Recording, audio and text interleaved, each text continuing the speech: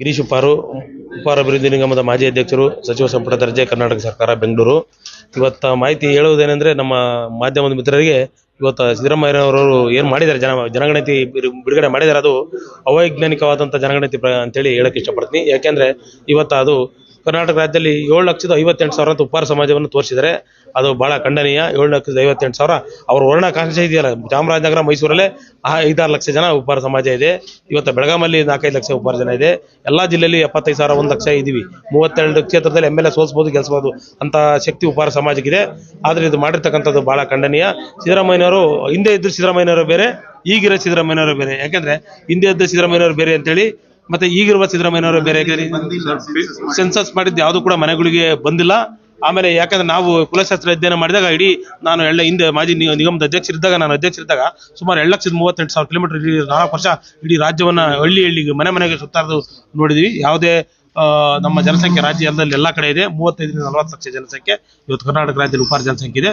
ಇದು ಏನು 7,58,000 ಅಂತೇಳಿ ಮಾಡಿದ್ದಾರೆ, ಇದು ಬಹಳ ತಪ್ಪು ಮಾಹಿತಿ, ಸುಳ್ಳು ಮಾಹಿತಿ.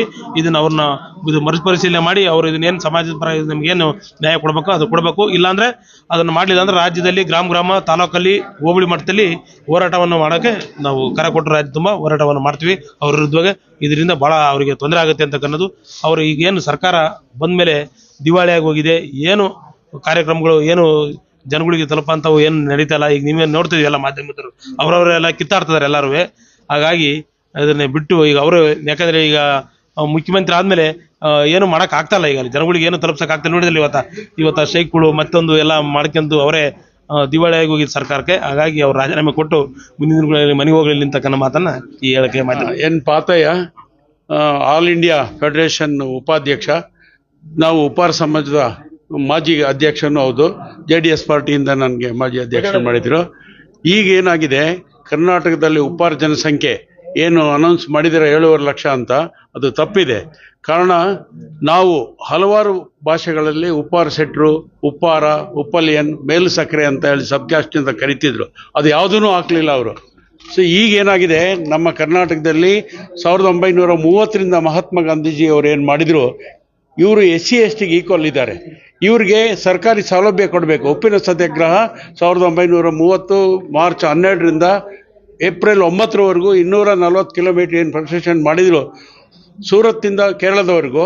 ಆ ಬಯಲು ಸೀಮೆ, ಆ ಸಮುದ್ರದ ದಡದಲ್ಲಿರೋ ಉಪ್ಪಾರಗಳೆಲ್ಲ ಇವತ್ತು ಕನ್ವರ್ಷನ್ ಆಗಿದ್ದಾರೆ. ನಮ್ಮ ಕರ್ನಾಟಕದಲ್ಲಿ ಸಹ ಸೌತ್ ಕೇಂದ್ರ, ನಾರ್ತ್ ಕೇಂದ್ರ, ಹೊಸ ಜಿಲ್ಲೆ ಉಡುಪಿ, ಇವರು SC ಆಗಿದ್ದಾರೆ. ಅಂದರೆ ಆದಿ ದ್ರಾವಿಡ. ಇಲ್ಲಿ ಸ್ಕೂಲ್ಗೆ ಹೋದಾಗ ಸ್ಕೂಲಲ್ಲಿ ಉಪ್ಪಾರ, ಆದಿ ದ್ರಾವಿಡ ಅಂತ ಸರ್ಟಿಫಿಕೇಟ್, ಅಂದರೆ SC ಸೌಲಭ್ಯ ಕೊಡಬೇಕು ಅಂತ. ಅದೇ ರೀತಿ ನಾವು ಬಯಲುಸೀಮೆ ಏನು ಉತ್ತರೆ 27 ಸಿಕ್ಕಿದ್ದೀವಿ, ನಮಗೂ ಅದೇ ಥರ ಸೌಲಭ್ಯ ಕೊಡಬೇಕು. ಯಾಕಂದ್ರೆ ನಾವು ಉಪ್ಪಿನಿಂದ ವಂಚಿತರಾಗಿ ಅವತ್ತು ಏನು ಭಾರತದಂತ ನಾವು ಚಳವಳಿ ಮಾಡಿದ್ವಿ, ಇವತ್ತು ಅದು ಆಗಬೇಕಾಗಿದೆ. ಸೊ ಆ ಕಾರಣದಿಂದ ನಾವು ಇವತ್ತೇನು 2002ರಿಂದ 4ರವರೆಗೂ ನಾವು ಸೆನ್ಸಸ್ ಮಾಡಿದ್ವಿ. ನಮ್ಮದು ಉಪ್ಪಾರ ಅಣತೆ, ಉಪ್ಪಾರ ಅಧ್ಯಯನ ಅಂತ ಹೇಳಿಬಿಟ್ಟು ನಮ್ಮ ಸಮಾಜದ MLA ಅವರು HC ನೀರಾವರಿ ಅವ್ರು ಏನು 2 ವರ್ಷ ಕೂತ್ಕೊಂಡು ಮಾಡಿದ್ದಾರೆ. ಪ್ರತಿಯೊಂದು ತಾಲೂಕು, ಹೋಬಳಿ ಮತ್ತು ಜಿಲ್ಲಾ ಮಟ್ಟದಿಂದ ನಾವು ಸೆನ್ಸಸ್ ಮಾಡಿಸಿದ್ದೀವಿ. ಅದು ಯಾವುದೇ ಬೇರೆ ಸಮಾಜ ಅವ್ರು ಮಾಡಿಲ್ಲ. ಇದು ಕುಲಶಾಸ್ತ್ರ ಅಧ್ಯಯನದ ಒಂದು ರಿಪೋರ್ಟ್ ಆಗಿದೆ. ಸೊ ಆದ್ದರಿಂದ ನಾವು 18.5 ಲಕ್ಷ ಅವತ್ತು ಬಂದಿದ್ದೀವಿ. ಯಾವುದು 2002 ಸ್ಟಿಲ್ ಡೇಟು 30ರಿಂದ 35 ಲಕ್ಷ ಅಂತ ನಾವೇನು ಹೇಳ್ತಾ ಇದ್ದೀವಿ. ಚಿಕ್ಕ ಮಕ್ಕಳಿಂದ ಹಿಡಿದು ಎಲ್ಲರೂ ಸೆನ್ಸಸ್ ಮಾಡ್ಬೇಕಾರೆ ಇವರು ಶ್ರೀಕಾಂತ್ ಆಯೋಗದವರು ಏನು 10 ವರ್ಷದಿಂದ ಮಾಡಿದ್ರು ಅದು ತಪ್ಪು ಗ್ರಹಿಕೆ. ನಾವು ಕಾಂತರಾಜು ವರದಿಯವರು ಅವರು ಮುಂದಿನ ನಡೆ ನಾವು ಹೋರಾಟ ಮಾಡಿ, ಇದು ತಪ್ಪಿದೆ, ನಮ್ಮ ಸಮಾಜಕ್ಕೆ ಅನ್ಯಾಯ ಆಗ್ತಾ ಇದೆ. ನಾವೇನು ಕ್ಯಾಟಗರಿ 1ನಲ್ಲಿ 2012ರಲ್ಲಿ BJP ಸರ್ಕಾರದವ್ರು ಏನು ಮಾಡಿದ್ರು, ನಮ್ಮ ಮಕ್ಕಳಿಗೆ ಅನ್ಯಾಯ ಮಾಡಿದರು. ಫೀಸ್ ಕನ್ಸೆಷನ್ ಇತ್ತು, ಮಕ್ಕಳು ಎಜುಕೇಷನ್ ಕೊಡ್ತಿದ್ರು. ಯಾವುದೇ ಸರ್ಕಾರದವರು ಮುಂದೆ ಬಂದು ನಮ್ಮ ಮಕ್ಕಳಿಗೆ ಎಜುಕೇಷನ್ಗೆ ತೊಂದರೆ ಮಾಡಿದ್ದಾರೆ. ಆಮೇಲೆ ಕ್ಯಾಟಗರಿ 1 4% ಎಂಪ್ಲಾಯ್ಮೆಂಟ್ಗೆ ಏನಿತ್ತು ಅದನ್ನು ಸಹ ಈಗ ಸಿದ್ದರಾಮಯ್ಯ ಆಯೋಗದವರು ತೆಗೆದು ನಮ್ಮನ್ನು ಕ್ರೀಮಿ ಲೇಯರ್ ಇದಕ್ಕೆ ಸೇರಿಸ್ತಾ ಇದ್ದಾರೆ. ಅದು ಸರ್ಕಾರದಿಂದ ಮಾಡ್ತಿರೋದು ಅನ್ಯಾಯ ನಮ್ಮ ಸಮಾಜಕ್ಕೆ. ನಾವು ಈಗ ಹೋರಾಟ ಮಾಡಿ ಅದನ್ನು ಏನಾದ್ರು ಮಾಡಿ ಕ್ರೀಮಿ ಲೇಯರ್ ತೆಗೆದಾಕಬೇಕು. ನಮ್ಮ ಸಮಾಜಕ್ಕೆ ಏನು 4% ಇದೆ ಅದು ನಾವು ಈಗ 96% ಇರೋ ಬ್ಯಾಕ್ವರ್ಡ್ ಕ್ಲಾಸ್ OBC ಏನಿದ್ದೀವಿ, ನಾವು ಈಗ ಇನ್ನೂ ಹೆಚ್ಚಿನ ಬೇಡಿಕೆ ಮಾಡೋದಕ್ಕೆ 30ರಿಂದ 12ರಿಂದ 15 51% ಅಂತ ಇವತ್ತು ಹೇಳ್ತಾ ಇದ್ದಾರಲ್ಲ, ಅದನ್ನು ಸಾಕಾಗೋದಿಲ್ಲ ನಮಗೆ. ಬೇರೆ ಬೇರೆ ಸಮಾಜದವ್ರ ಕ್ರಿಮಿನಲ್ ಏರ್ಗೆ ಸೇರಿಸಬಾರ್ದು. ನಮಗೆ 95 ಜಾತಿ 356 ಉಪಜಾತಿಗಳವರು ಒಗ್ಗಟ್ಟಾಗಿ ನಾವು ಹೋರಾಟ ಮಾಡಬೇಕಾಗುತ್ತೆ. ಆದ್ದರಿಂದ ಗೊಲ್ಲ ಸಮಾಜ ಅಂದರೆ ಯಾದವರು, ಬೆಸ್ತರು ಮತ್ತು ಉಪ್ಪಾರು ಮೇಜರ್, ಈ 3 ಕ್ಯಾಟಗರಿ 1ನಲ್ಲಿ. ಈಗ ಕುರುಬರು ನಮ್ಮ ಜೊತೆ ಬರ್ತಾ ಇದ್ದಾರೆ 1ಬಿಗೆ. ಅದು ತಪ್ಪು. ಅವರು ಮೊದಲೇ ಮುಂದುವರೆದ ಜಾತಿನಲ್ಲಿ ಇದ್ದಾರೆ, ನಮಗಿಂತ ಹೆಚ್ಚು ಜನಸಂಖ್ಯೆ ಇರೋರು. ಈಗ ಅವರು ನಮಗಿಂತ ಕಡುಬಡವರು ಅಂತ ಹೇಳಿದ್ದಾರೆ ಈ ರಿಪೋರ್ಟಲ್ಲಿ. ಅದು ತಪ್ಪಿದೆ ಮಾಹಿತಿ. ಆದ್ದರಿಂದ ತಾವು ಸರಿಪಡಿಸಿಕೊಂಡು ಇಶ್ಯೂ ಮಾಡೋದ್ರಿಂದ ನಮ್ಮ ಜನಾಂಗಕ್ಕೆ ಅನುಕೂಲ ಮಾಡಿಕೊಡ್ಬೇಕು. ಸಿದ್ದರಾಮಯ್ಯ. ನನ್ನ ಹೆಸರು ಜಯಕುಮಾರಿ ಎನ್ ಉಪ್ಪಾರ್, ಕರ್ನಾಟಕ ರಾಜ್ಯ ಉಪ್ಪಾರ ಮಹಾಸಭಾದ ಮಹಿಳಾ ರಾಜ್ಯಾಧ್ಯಕ್ಷೆ. ಈ ದಿನ ನಾವು ಈಗ ಮಾಧ್ಯಮ ಮಿತ್ರರನ್ನ ಕರೆದು ನಾವು ಒಂದು ಕಾರ್ಯಕ್ರಮ ಆಯೋಜನೆ ಮಾಡಿರೋದೇನು ಅಂದರೆ, ದಿನಾಂಕ 20/4/2025 ಭಾನುವಾರ ಆನಂದರಾವ್ ಸರ್ಕಲ್ ಇರೋಂತಹ ಹೋಟೆಲ್ ರಿಯಾಲ್ಟೋನಲ್ಲಿ ವಧುವರರ ಒಂದು ಸಮಾವೇಶ ಹಮ್ಮಿಕೊಂಡಿದ್ದೀವಿ. ಅಂತಾರಾಷ್ಟ್ರೀಯ ಮಟ್ಟದ್ದು ಹಾಗೂ ರಾಜ್ಯದ ಮಟ್ಟದಲ್ಲಿ ನಾವು ಆಯೋಜನೆ ಮಾಡಿದ್ದೀವಿ. ಆಗಲೇ ನಾವು 5 ವರ್ಷಗಳಿಂದ ಸತತವಾಗಿ ವಧುವರರ ಒಂದು ಕಾರ್ಯಕ್ರಮನ ಆಯೋಜನೆ ಮಾಡಿದ್ದೀವಿ. ಇದ್ರ ಉದ್ದೇಶ ಏನು ಅಂದರೆ, ವಧುವರರು ಹಾಗೂ ಪಾಲಕರನ್ನ ಸೌಹಾರ್ದ ಭೇಟಿ ಕಾರ್ಯಕ್ರಮ, ನಮ್ಮದೊಂದು ಪರಿಚಯ ಕೂಡ ಆಗತ್ತೆ. ಈಗ ಎಲ್ಲ ಮಟ್ಟದಲ್ಲೂ ಕೂಡ ಏನು ನಾವು ಇಂಜಿನಿಯರು, ಡಾಕ್ಟ್ರು ಅನ್ನೋದೇ ಅಲ್ಲ, ನಾವು ದೊಡ್ಡ ಹೈಯರ್ ಎಜುಕೇಷನಿಂದ ಒಂದು ರೈತರವ್ರಿಗೂ ಕೂಡ ನಾವು ಒಂದು ಈ ವೇದಿಕೆನ ಆಯೋಜನೆ ಮಾಡಿದ್ದೀವಿ. ಎಲ್ಲರೂ ಕೂಡ ಈ ಕಾರ್ಯಕ್ರಮದಲ್ಲಿ ಪಾಲ್ಗೊಳ್ಬೇಕು. ಹಾಗೂ ಈಗ ಎಷ್ಟೋ ಜನಕ್ಕೆ ವಿಚಾರಗಳು ಮೊಬೈಲ್ ಇರಲ್ಲ. ಇಂಥ ಸಂದರ್ಭದಲ್ಲಿ ನಾವೆಲ್ಲ ಜಿಲ್ಲೆ ತಾಲೂಕದಲ್ಲಿ ಇರೋಂಥ ಒಂದು ಲೀಡರ್ ಏನಿದ್ದಾರೆ ಅವ್ರಿಗೆಲ್ಲ ನಾವು ಕರೆ ಮೂಲಕ ಹಾಗೂ ವಿಚಾರದ ಮೂಲಕ ನಾವು ತಲುಪಿಸಿದ್ದೀವಿ. ಅವರೆಲ್ಲರೂ ಕೂಡ ಹಳ್ಳಿಲಿರೋವ್ರಿಗೂ ಕೂಡ ನೀವು ಕರೆ ಮಾಡಿ, ಅವ್ರು ನಿಮ್ಮ ಅಕ್ಕಪಕ್ಕದಲ್ಲಿರಲಿ, ನಿಮ್ಮ ಬಂಧುಗಳಿರಲಿ, ಅವ್ರನ್ನೆಲ್ಲ ಈ ವೇದಿಕೆಗೆ ಕರ್ಕೊಂಡು ಬನ್ನಿ. ಎಲ್ಲರಿಗೂ ಒಂದು ಅವಕಾಶಗಳು ಮುಕ್ತವಾಗಿ ಸಿಗುತ್ತೆ ಅಂತ ನಾವು ಈ ಒಂದು ಒಳ್ಳೆ ಉತ್ತಮ ಏನು ಒಂದು ಕಲ್ಯಾಣ ಕಾರ್ಯಕ್ರಮದಲ್ಲಿ ನಾವು ಫ್ರೀಯಾಗಿ ಒಂದು ಕಾರ್ಯಕ್ರಮ ಮಾಡ್ತಾ ಇದ್ದೀವಿ.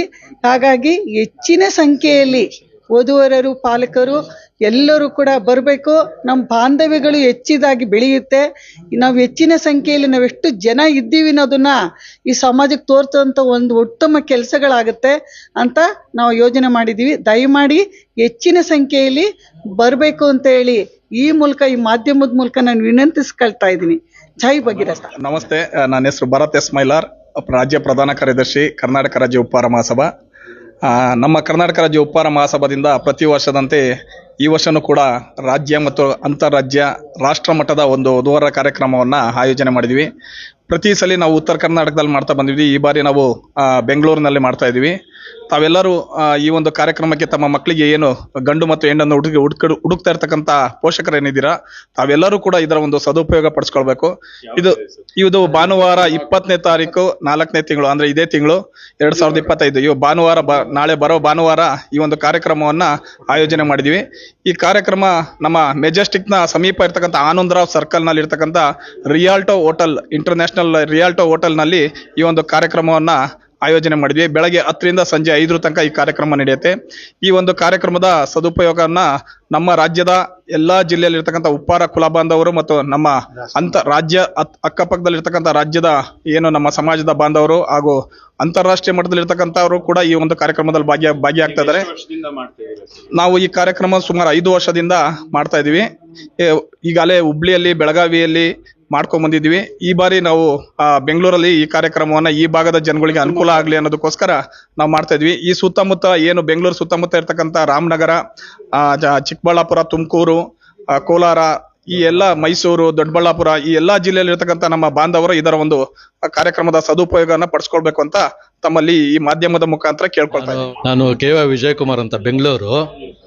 ಈ ದಿನಾಂಕ ನಮ್ಮ ಉಪ್ಪಾರ ಸಮಾಜದ ವಧುವರರ ಋಣಾನುಬಂಧ ಕಾರ್ಯಕ್ರಮನ ದಿನಾಂಕ 20/4/2025 ಇದೇ ಭಾನುವಾರದಂದು ರಿಯಾಲ್ಟೋ ಹೋಟೆಲ್ನಲ್ಲಿ ಬೆಂಗಳೂರಿನಲ್ಲಿ ಆಯೋಜಿಸಲಾಗಿದೆ.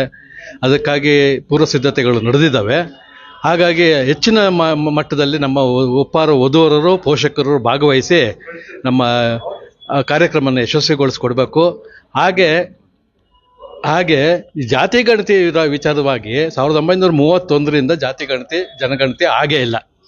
2005ರಲ್ಲಿ ಪ್ರಧಾನಿ ಮನಮೋಹನ್ ಸಿಂಗ್ ಅವರಾಗಿದ್ದಾಗ ರಾಜ್ಯದಲ್ಲಿ ಅವತ್ತು ನಮ್ಮ ರಾಜ್ಯದ ಮುಖ್ಯಮಂತ್ರಿಯಾಗಿ ಧರ್ಮಸಿಂಗ್ ಅವರು ಮತ್ತು ಉಪಮುಖ್ಯಮಂತ್ರಿಯಾಗಿ ಸಿದ್ದರಾಮಯ್ಯನವರಿದ್ದರು. ಅವರು ಅವಾಗ ಜಾತಿ ಸಮೀಕ್ಷೆಗೋಸ್ಕರ ಪ್ರಧಾನಿ ಮನಮೋಹನ್ ಸಿಂಗ್ ಅವರು ಇದನ್ನ ನಮಗೆ ಸಮೀಕ್ಷೆಗೋಸ್ಕರ ಕರ್ನಾಟಕದಲ್ಲಿ ಮಾಡಬೇಕು ಅಂತ ಒಂದು ಹಣಕಾಸನ್ನು ಬಿಡುಗಡೆ ಮಾಡಿದರು. ಅದನ್ನು 2005ರಲ್ಲಿ ಬಿಡುಗಡೆ ಆದಂಥ ಇದು ಸಂದರ್ಭದಲ್ಲಿ ಅದನ್ನು ಈಗ 2013ರಲ್ಲಿ ಸಿದ್ದರಾಮಯ್ಯನವರು ಅದು ಜಾತಿ ಗಣತಿ ಮಾಡಿದ್ರು. ಇದು ಏನಪ್ಪ ಇಲ್ಲಿ ಒಟ್ಟು ಓವರಾಲ್ ಆಗಿ ನೋಡಿದ್ರೆ ಎಲ್ಲ ಜಾತಿಯವರು ಖಂಡಿಸ್ತಾ ಇದ್ದಾರೆ ಈ ವರದಿನ. ಕಾರಣ ಇಷ್ಟೇ, ಮೇಲ್ಜಾತಿಯವ್ರನ್ನ ಜನಸಂಖ್ಯೆ ಜಾಸ್ತಿ ತೋರಿಸ್ಕೊಂಡು ಈ ಅತಿ ಹಿಂದುಳಿದ ಜನಸಂಖ್ಯೆಯವರಿಗೆ ಸಿಗಬೇಕಾದ ರಾಜಕೀಯ ಸವಲತ್ತುಗಳು ಮತ್ತು ಶೈಕ್ಷಣಿಕ ಸಾಮಾಜಿಕ ಈ ಎಲ್ಲದಿಂದನೂ ನಾವು ಹಿಂದೆ ಇರಬೇಕು ಅನ್ನೋ ಉದ್ದೇಶ. ಯಾಕೆಂದ್ರೆ ಅವರು ಹೆಚ್ಚಿನ ಜನಸಂಖ್ಯೆ ತೋರಿಸ್ಕೊತಾ ಇದ್ದಾರೆ, ನಮಗೆ ನಮ್ಮ ಜನಸಂಖ್ಯೆ ನಾವು ಹೆಚ್ಚಲ್ಲಿದ್ರೂ ಕಮ್ಮಿ ತೋರಿಸಿ ನಮಗೆ ಸಿಗಬೇಕಾದಂಥ ರಾಜಕೀಯದ್ದು ಮತ್ತು ಸಾಮಾಜಿಕ ನ್ಯಾಯನ ನಮಗೆ ದೊರಕ್ತಾ ಇಲ್ಲ. ಹಾಗಾಗಿ ನಾವು ಇದನ್ನು ಖಂಡಿಸ್ತೀವಿ. ಮುಂದಿನ ದಿನಗಳಲ್ಲಿ ನಾವು ರಾಜ್ಯಾದ್ಯಂತ